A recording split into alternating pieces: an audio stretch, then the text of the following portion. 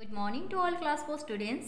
Students, first take out of your class 4 Hindi book and then come to the page number 30 which is your chapter 4 प्रकृति की सुषमा.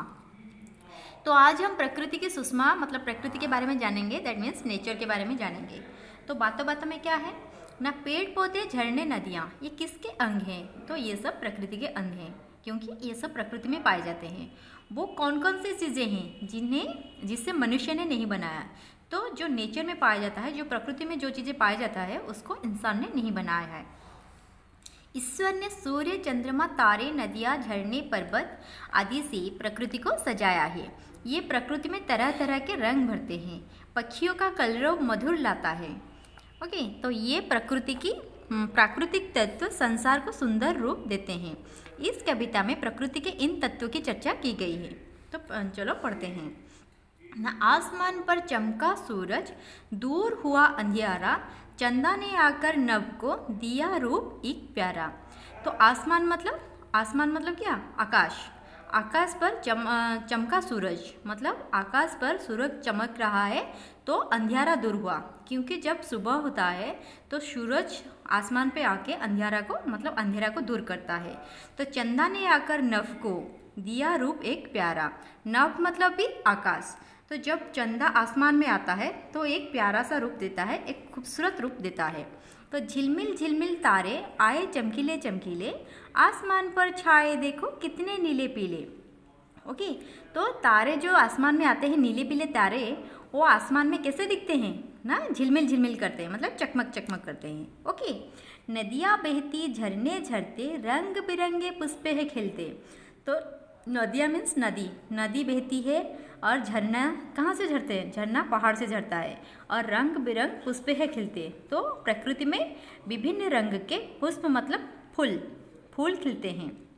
तो विविध तरह के फल फूलों से प्रकृति के सुंदर रंग झलकते. तो प्रकृति कैसे सुंदर दिखता है ना? जब प्रकृति में तरह तरह की फूल और फलों फलते हैं तो प्रकृति का नज़ारा कुछ अलग ही होता है. तो प्रकृति बहुत खूबसूरत लगती है. चारों ओर लताएं छाई, वृक्ष झूमने वाले, ऊंचे ऊंचे पर्वत के आकाश चूमने वाले. उसका मीनिंग क्या है ना? चारों ओर मतलब चारों तरफ लताएं छाई. लता मतलब लटा. ओके, तो चारों तरफ लता छाई है. वृक्ष झूमने वाले मतलब जो बड़े बड़े से वृक्ष है, जब हवा चलती है तो वृक्ष ऐसे झूम झूम के जैसे लगता है कि झूम रहे हैं, मतलब हिल रहे हैं. तो ऊंचे ऊंचे पर्वत हैं आकाश चूमने वाले. और जो बड़े बड़े पर्वत हैं ऐसा लगता है, जो दूर से देखो तो ऐसा लगता है जैसे वो आसमान को छू रहे हैं. चिड़ियों के सुमधुर कलरव से गूंज उठी है धरती, छाई रहती ऐसी सुषमा, प्रकृति सदा ही हंसती. ओके, तो चिड़िया के सुमधुर कलरव, चिड़िया जो आवाज़ निकलती है तो उसके आवाज़ को क्या मधुर आवाज़ बोला गया है.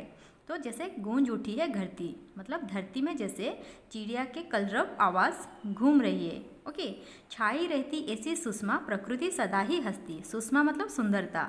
तो प्रकृति में ऐसी सुंदरता छाई है, ऐसा लग रहा है जैसे प्रकृति हंस रही है. इन सबसे ही लगती हमको दुनिया इतनी प्यारी, इंद्रधनुष रंग में रंग दी विधि ने लीला न्यारी. तो इन सबसे ही लगता है हमको दुनिया इतनी प्यारी. ये प्रकृति के सारे चीज़ देख के, नदियों का कलरव, पक्षियों का सुमधुर आवाज़ और पहाड़ पर्वत ये सब देख के ऐसा लग रहा है कि जैसे प्रकृति बहुत सुंदर लग रही है. और इंद्रधनुष रंगों मतलब इंद्रधनुष में 7 तरह के रंग है, जैसे लग रहा है कि चारों ओर छाई हुई है. ओके, तो आज हम प्रकृति की सुषमा पढ़े. अगली क्लास में हम इसका क्वेश्चन आंसर करेंगे. ओके, आप एक बार और इसको पढ़ोगे और इसका मीनिंग भी समझोगे. Okay, thank you, God bless you.